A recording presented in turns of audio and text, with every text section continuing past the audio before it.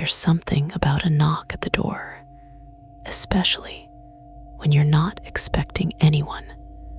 It's such a normal sound, so familiar, so easy to trust. But sometimes, opening the door is the worst decision you can make. These are 3 true stories where someone answered when they really shouldn't have.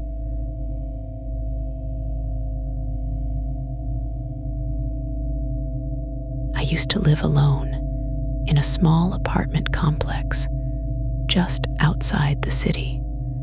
It was quiet, and that's all I really cared about. One night, around 11:30, I heard a knock at my door.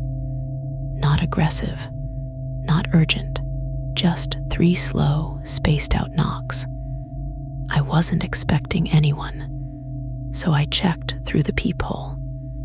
There was a man standing in the hallway. He was facing slightly away from the door, like he didn't want me to get a full look at him. Hoodie up, hands in his pockets, completely still. I cracked the door just enough to keep the chain on. "Hello." He didn't turn right away, just stood there for a second longer, then slowly looked over his shoulder at me. "Sorry," he said. "Wrong apartment." His voice was calm, too calm.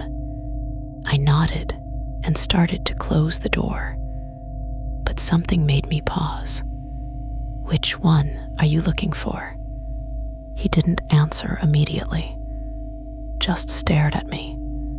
Then he said, "The one where someone opens the door." And before I could react, he stepped forward and shoved against it. The chain held, but the door slammed hard enough to shake the frame. I pushed back with everything I had, yelling that I was calling the police. He didn't try again, just stepped back and smiled. I slammed the door shut and locked everything, then called 911. When police showed up and checked the building, they didn't find him, but they did find something else. 2 floors down, an apartment door that had been forced open. No one was inside, and no one who lived there had come home yet.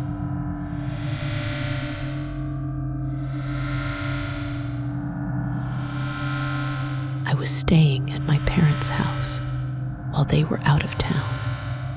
It's one of those quiet suburban neighborhoods where nothing ever really happens.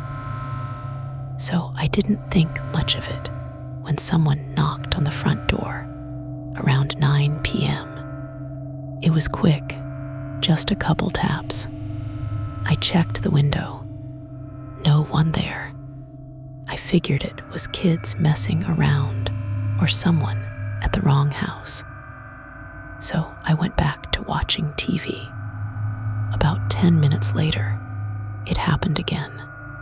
Same knock, same pattern. This time, I walked up to the door and just listened. It was silent. No footsteps or voices. That uneasy feeling started creeping in, so I decided not to open it. Another 10 minutes passed. Then my phone buzzed. It was a text from my mom. "Hey, did someone come by the house?" I stared at the message, confused, and replied, "No, why?" She answered almost immediately. "Our neighbor just called.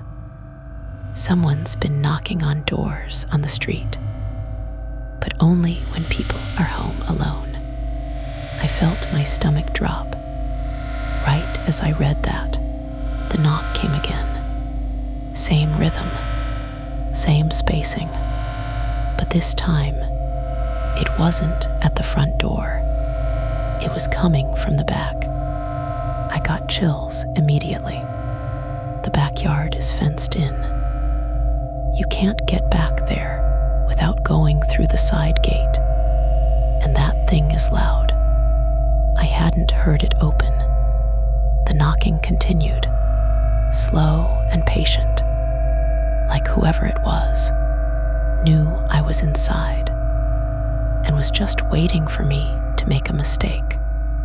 I turned off every light in the house and stayed completely still. Eventually, it stopped. Police drove through the neighborhood later that night, but they never found anyone. No footprints, no signs of forced entry, just that same quiet street and a door that I never opened.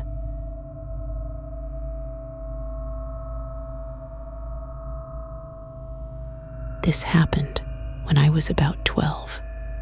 I was home alone with my younger sister while our mom ran out to grab groceries. Before she left, she gave us the usual rules. Don't use the stove. Don't answer the phone. And most importantly, don't open the door for anyone. About 20 minutes after she left, someone knocked. My sister looked at me immediately. Don't open it, she said. I rolled my eyes and said, I know. The knocking came again, a little louder this time. I walked over and checked the peephole. No one was there. See, I said, probably nothing. But then a voice came from the other side. Hey, it's Mom. I forgot my keys. We both froze. It sounded like her. Not just similar, not just close. It sounded exactly like her. My sister shook her head immediately. No, don't open it. The voice came again, a little more urgent this time. Come on, open the door. It's me. I moved closer, my hand hovering near the lock. Something felt off. Not the voice itself, but the way it spoke, like it was repeating something it had practiced. My sister grabbed my arm. Call her. I did. Straight to voicemail. The voice outside didn't stop. Why aren't you opening the door? Now it sounded irritated, not worried or confused. That's when I stepped away. Go upstairs, I whispered to my sister. We stayed there until we heard our mom's car pull into the driveway. This time when she knocked, it was different. Quick, familiar, and slightly uneven. Open up, it's me. We opened the door and immediately asked if she had come back earlier. She looked at us, confused. No, why? We told her everything. She didn't say much after that. Just checked every door and window and made sure they were locked. To this day, I don't know what was on the other side of that door, but I know one thing. If we had opened it, it wouldn't have been our mom standing there.